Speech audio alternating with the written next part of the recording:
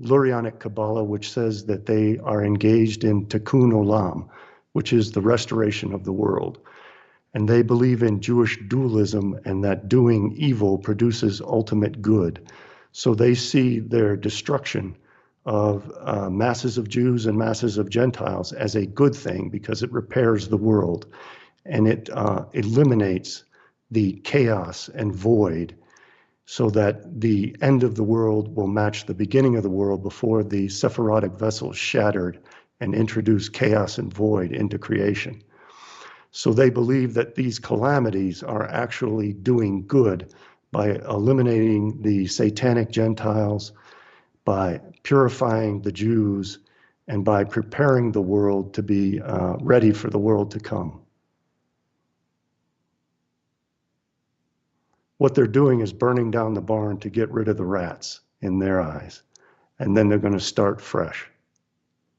I did a video last week called What Are the Rabbis Hiding? Kabbalah Secrets. You mentioned that they didn't teach these what they call dangerous secrets that people can't handle unless they're fully versed and they have a family and they're 40 years old. What are the dark secrets, the occult secrets of Kabbalah that is most important that the audience understands? That rabbi was probably referring to what they would call practical magic or practical Kabbalah. There are several purposes to Kabbalah. Kabbalah does not only engage in the plan for the world to come, there's also practical Kabbalah, which most people would view as black magic. And that's what they think of as the occult beliefs of Kabbalah. Those aren't the most significant ones, but those are probably what he considers dangerous, of conjuring up demons, of engaging in love potions, all the things that we superstitiously, traditionally think of as what a wizard or a witch would do. There's also the danger when you invoke the secret names of God and other things which become dangerous. Now, on a deeper level, what the rabbi is referring to, if people misunderstand Kabbalah, if people criticize Kabbalah, as I do, they believe it has a dangerous impact on their gods because they believe in the occult principle, as above, so below. So if human beings ridicule their gods, if human beings dismiss their gods, if human beings take a logical, analytical look at Kabbalah, they believe it can have the effect of killing off their gods or greatly harming their gods, and that will then cause the world to resolve back into chaos and void. That's why And they that's one of the reasons. discourage that. Oh, sorry. Continue. That's one of the reasons why the Jews have always segregated themselves in ghettos, because in the Talmud and Shabbat, folio 88b, and in other Talmudic texts, it states that the world was created solely for the purpose of the Jews, and the Jews' purpose is to follow the law. And that if the Jews cease to follow the law, then the world will resolve back into chaos and void. So that is one of the dangers of having people study the Kabbalah and potentially ridicule it or misunderstand it, is they believe that the world will devolve back into chaos and void. And that is also why the Jews have always segregated themselves. The other reason why they always segregated themselves is because in Genesis chapter 1, verses 1 to 5, it says that when God created the world, he separated the light from the darkness, and the light was good and the darkness was bad.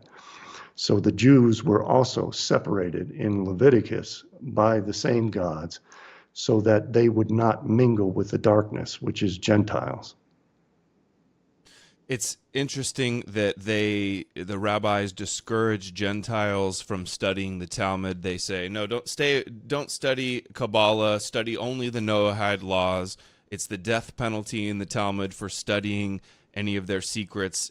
They're justified in killing a Gentile, a pursuer who's going to go inform the other Gentiles about the Jews' supremacist beliefs that they think that we're beasts, or that, they want to, how they believe Edom and Esau and the Amalekites are all going to be exterminated. And That's That because the law was given to the Jews on Sinai and the Gentiles rejected it. And they do have a lot of secrets they want to hide. They want to hide their plan to kill us all off. And it is, again, they believe that they are divine seed, that they are a nation of holy priests, and that it is their role to study the law and fulfill the Torah. And that if Gentiles study the law and misinterpret it, or even just begin to study it, it will have an impact on the gods in heaven, and that could produce ill effects throughout the universe and cause the universe to further devolve into chaos and void.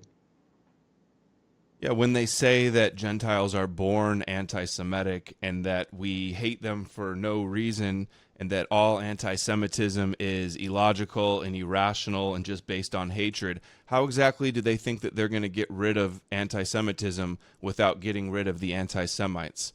So you just follow They into the don't. lot. They're going to get rid of the anti Semites, is how they're going to get rid of anti Semitism. And you can see that they call us not only anti Semites, but idolaters, so that therefore they have the divine right to exterminate us. And not just They have, idolaters, but the seed of Satan. They believe we're the seed of Satan and that Satan is our guardian angel. yes, absolutely. They believe that there are two Adams.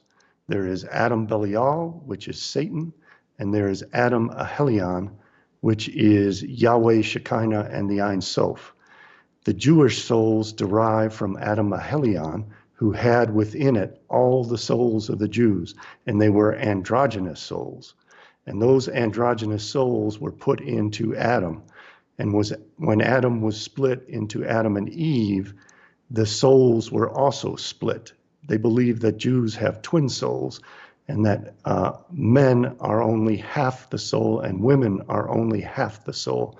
And they have to be reunited in the world to come so that the twin souls become one androgynous being.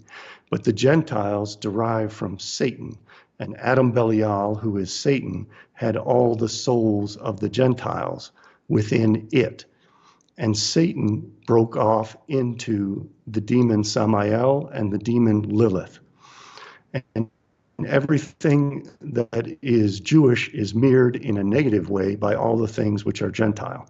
And as the Jews have the male god Yahweh and the female goddess Shekinah, the Gentiles have the guardian angel Samael and the demon Lilith as the male and female overlord. It's not surprising